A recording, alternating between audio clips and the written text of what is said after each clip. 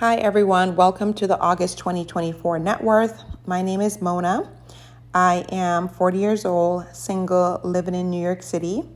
I have one daughter who is special needs, and we are on a journey to accomplish financial independence and retire early or FIRE. I know everyone has their own personal view on the retire early part. I am definitely in the camp of wanting to retire early and be done with work as soon as I humanly possibly can so that I can spend my free time doing what I want and spending time with my daughter. That to me is the whole point of life, is to build memories with family, friends, yourself, and not be tied to any job for me personally. Now, the August 2024 net worth, I hit two major milestones this month, and we are going to talk through it because when you're on this journey of trying to improve your finances, retire early, it's a slog, man. Like, it really feels like this long, drawn out journey, and it is. But when you start hitting milestones, you start just feeling a little bit more encouraged that what you're doing is working and you just need to stick to the script. Keep on going. Keep on making those sacrifices. Keep on pushing. Keep on aggressively investing to accomplish your goals. So, starting with one of the major milestones. So, my August 2024 net worth is $702,663.17. This is the first time ever I've gotten into the 700s in terms of my net worth. I've been in the 600s for the past couple of months. So, wow, this is really amazing because looking at this, I'm like, wow, am I really less than $300,000 from having a $1 million net worth, which is just so awesome. And I'm just so proud of myself for achieving this because it really takes a lot of sacrifice and hard work and dedication for me to have gotten to this stage with a zero help. And I'm not saying zero help in terms of it like it's something to be proud of. No, I wish I had help. I wish I had rich parents that would just give me money. I wish I was dual income and had a husband with a really high income. We can combine our finances and I could probably retire today, if I had a spouse with a really high income, or I don't know, some auntie, uncle who were rich who gave me money. So I'm not saying like me doing all of this on my own as something, some like badge of honor I'm bragging about. Doing everything on your own is a billion times harder than people who actually have help in life. It's a billion times harder. So there's a lot of just stress, exhaustion, frustration, but still determination and grit that was involved to get me to this point. So yes, I'm beyond freaking proud of myself because I did this 100% on my own. But with that, starting all the way from the top, let's look at my assets. My Bank of America checking account, the August balance was $4,375.58. That's a decrease of $417.73.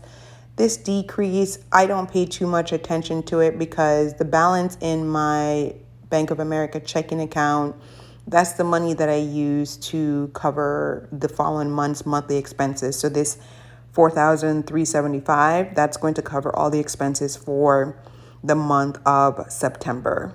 So the balance is relatively the same month to month at the end of the month. So it's really, again, just my daily expense account. Moving over to my Ally Savings. This is with Ally Bank. It's an online high yield savings account. The balance in August is $19,000. $8.57. That's an increase of $2,186.53. The majority of this increase is coming from the $2,000 that I put back into my daughter's ABLE account sinking fund. We'll talk later what an ABLE account is. But I had borrowed $2,000 from her sinking fund to invest in the stock market.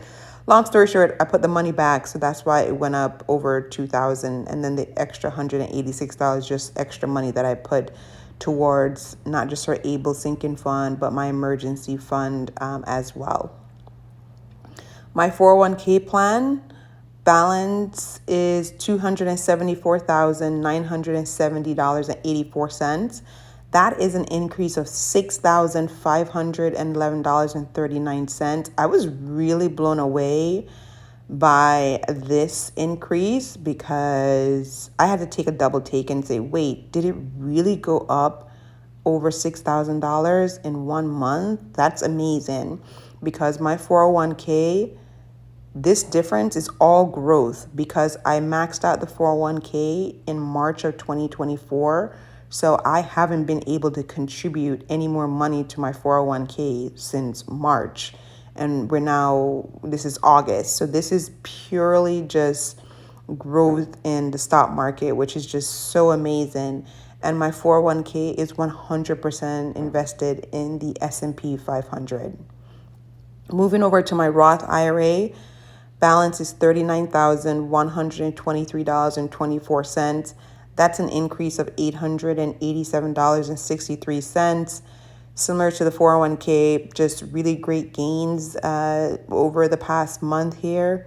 My Roth IRA, it's invested in the S&P 500, the total stock market, and SCHD. I would say the S&P 500 is about 50% of the portfolio.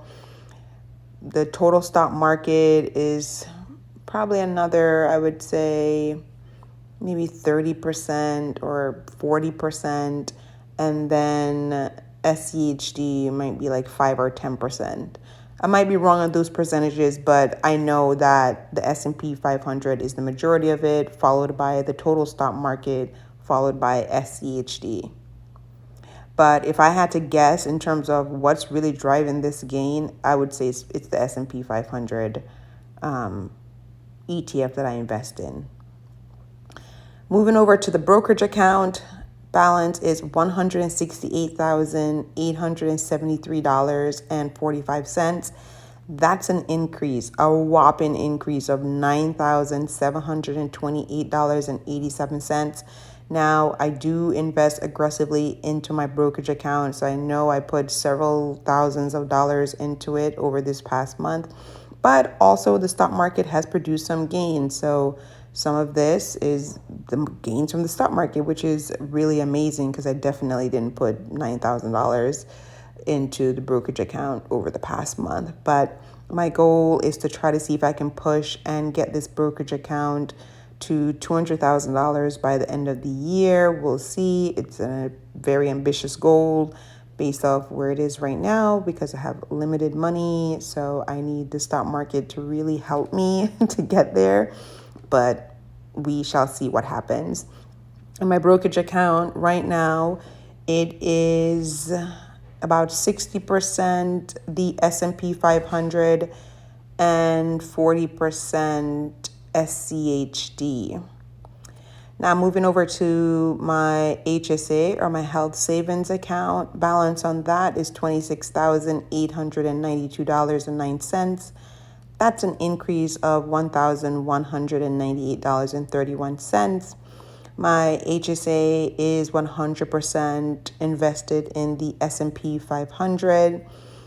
For my HSA, I don't touch it at all. I truly look at it as a long-term investment fund. What do I mean by that? So the health savings account, you can use it for any sort of medical expenses that happens now, in the past, in the future. So I'm really trying to build up the balance on this account because the one thing we can guarantee in America is that you're going to have some really, really high medical bills later in life. So I want to build it up to as high of a balance as I can to cover myself and my kiddo for our later years when we will need some sort of like medical care. So if I get any sort of like healthcare expenses or anything like that, I just cash flow it from my W-2 job. I don't actually touch the HSA at all. It's 100% invested in the S&P 500. And it's doing pretty good. Every month from my paycheck, my employer puts about $515 per month goes into the HSA. So if you look at the increase, about let's say half of this came from my deposits, but the other half is the growth from the stock market, which is really amazing. And then moving over to the ABLE. ABLE stands for Achieving a Better Life Experience. And it's an investment/checking account for people with disabilities. So I have this account set up for my kiddo because she has some challenges and will need some special care. So I'm just trying to have her money in an account that will support that.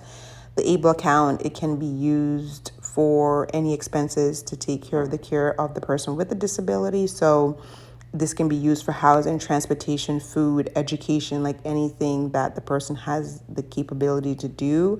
This account can be used for that, which is amazing. So balance on that account is $39,293.86. That's an increase of $809.54. This is all growth because I actually hit the max contribution for the ABLE account for 2024, I think back in April at this point, or May. But it still went up in the balance. I haven't, again, been able to contribute directly to it for the past couple months. So this is 100% growth, which I'm just so happy about, because the reason why I hit the contribution max for 2024 is because I converted her 529 plan to an ABLE account. So I rolled it over, or proper word is probably more convert. So I took the 529, there's a whole conversion process you can go through, and then you just convert the 529 to an ABLE account. So then the 529 account gets completely shut down. There's no tax penalty. There's nothing that you will owe in taxes or penalties for doing that, because the government understands, listen, maybe originally a parent thought their child was on this path, and then child developed some sort of disability, and now they're on a different path. So we don't want to penalize parents in those situations because they have to switch from a 529 to an ABLE account. So that's really good that they make it penalty and tax-free to make that conversion. So that's why I hit the $18,000 contribution limit for 2024. It's not because I put in $18,000. I'm not that rich yet, right? Let's claim it. Not yet. So really, really happy to see the growth in the ABLE account. And I can't wait for this account to be like $100,000. My home, it's valued at $435,000. Well, this is the purchase price. I'm just keeping it flat for all of 2024. So there's no change there. So drum roll for the second major milestone that I hit this month. My total assets for August of 2024 is $1,007,537.63. Like, I legit didn't for a second know how to say this number because I'm just not used to seeing these digits. Like, how awesome is this? And I know the stock market can completely dip in the month of September, which I think it probably and most likely will. So this total assets might actually go back into the 900s for the September net worth. But right now I am just relevant in the just the excitement of having $1 million in assets. That's so freaking cool. I'm just so proud of myself. But your net worth is your assets minus your liability. So let's move on to the liability. The liability, I just have one, It's my mortgage balance. So that is $304,874.46. So that's a decrease of $2,873.97 from the prior month. I do put extra payments towards my mortgage because my goal is to be 100% debt free, including the mortgage. Yes, I'm very much a Dave Ramsey fan with the thought process of no debt except a mortgage. And the only reason why is because the balance is so high and I can't pay it off. So, and I don't earn enough to pay it off. But if I did, I would 100% like pay this off. I don't use credit cards. I don't carry credit card balances. There's nothing in life that I want that bad to rack up like credit card points and rewards to do it. Like there's no restaurant I want to go to that bad. There's no food I want to eat. There's no vacation I want to go on that bad where I would like put myself in credit card debt to rack up points and or play the points game. And then I know some people do it and it works really well for them, but I'm not really interested in any of that. So anything I want to do, I pay cash. That's really the mindset that I have. So if I want to do something and I don't have the cash, that means I don't do it, or I need to save until I get the cash and then I do it. I think that has really helped me a lot in terms of my financial journey because I'm able to delay gratification because again, there's nothing I want that bad that I would put myself in credit card debt. And anything I need, I just cash flow it. And if I don't have the cash, I save. And when I've saved up the cash, that's when I do it. I don't do it any sooner than that and put myself or my kid in financial harm. So if we take the assets minus the liability, that's how we get the $702,663.17. And that is an increase of $23,778.51 from the prior month. Like, whoa, that is a pretty decent increase. Again, I think September is going to be a red month, so this might be a red number in next month's net worth update. But I'm really loving how this is looking and feeling with me hitting these really big 2 milestones. All right, that is all I have for the August 2024 net worth video. Let me know how your net worth went for August, and I'll catch you next time.